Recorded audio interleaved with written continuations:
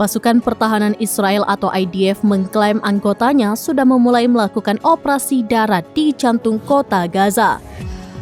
Mereka juga menyebut tengah memburu pemimpin pasukan Hamas yang terjebak di dalam bunker. Menteri Pertahanan Yoav Gallant mengatakan pemimpin Hamas bernama Yahya Sinwar diisolasi di bunkernya. IDF secara brutal menyerbu Hamas dari berbagai arah. Perdana Menteri Benjamin Netanyahu pun turut angkat bicara.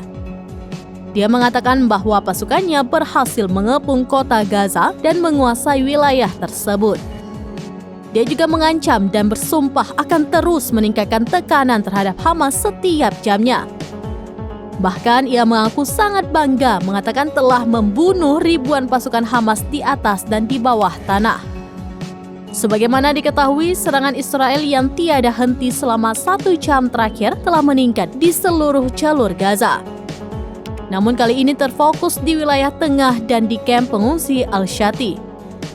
Daerah ini dianggap sebagai daerah yang sangat padat penduduknya dan pasukan Israel berada di pinggiran kamp pengungsi.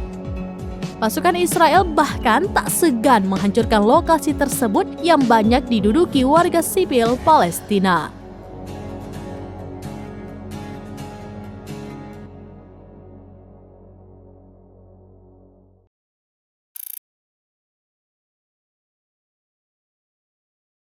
Download Tribun X sekarang, menghadirkan lokal menjadi Indonesia.